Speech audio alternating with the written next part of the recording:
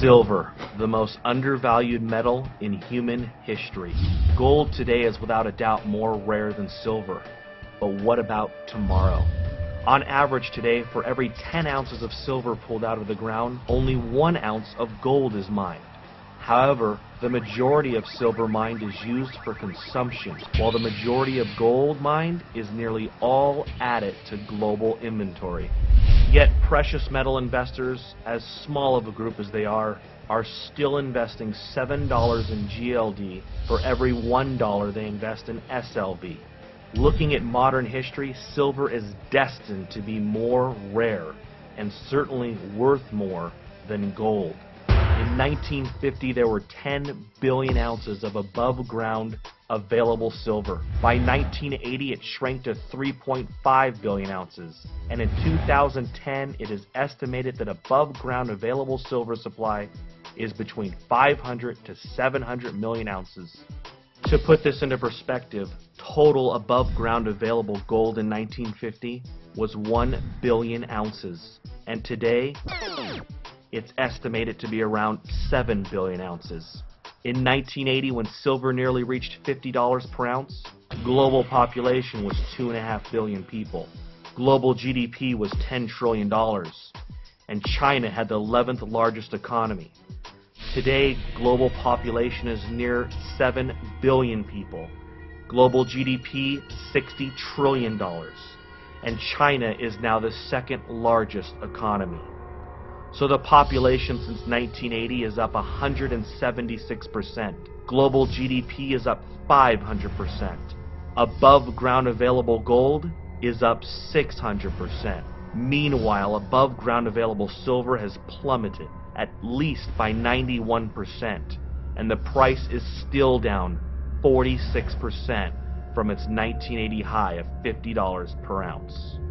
To say the opportunity in silver is enormous is an understatement. Looking at the historical silver to gold ratio of 15 to 1, silver is highly undervalued today. It now takes 50 ounces of silver to purchase 1 ounce of gold. Even when ignoring the above ground supply deviation, mined metal production should at the very least bring that number to 10 to 1. Using today's prices with gold at $1,400, silver should be worth no less than $140 per ounce.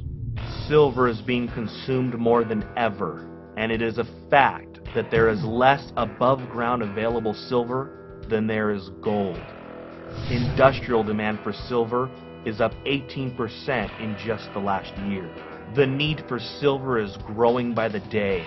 Silver is being consumed and used for bandages for wound care, batteries, brazing, soldering, Cadillac converters, cell phones, computers, satellites, high-tech weaponry, lasers, digital technology, clothing, electronic circuit boards, ink, solar cells, water purification, wood treatment, antennas, RFID chips, freeway toll transponders, passports, and the list goes on.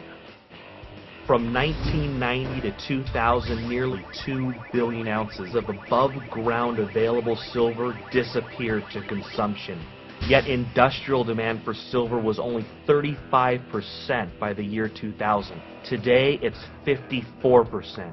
And looking at the new uses for silver, the silver production deficit will only widen.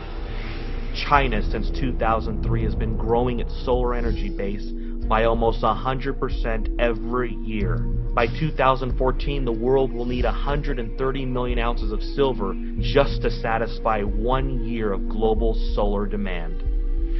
The world has consumed so much silver in the last 50 years that the last time above ground available inventory was this low was 1300 AD. The deficit of silver production has been met mostly from government stockpiles. The U.S. has dumped nearly 5 billion ounces since World War II into the silver markets. But as of 2010, according to the USGS, government stockpile for silver are listed as none. The supply and demand deficit continues to be ignored by global investors year after year, decade after decade. Total mining production for 2009 was 710 million ounces. Total demand was 889 million ounces. That's a mining production deficit of 179 million ounces to meet demand. With each day comes a new use for silver, and the supply and demand deficit continues to eat away at the above ground available supply. FutureMoneyTrends.com is projecting that just as palladium was once worth more than platinum, silver will one day be worth more than gold. The demand for silver will continue to increase, yet mining production will never be able to keep up, depleting the above ground available silver supply possibly by the end of this decade. Silver may be the greatest investment in human history.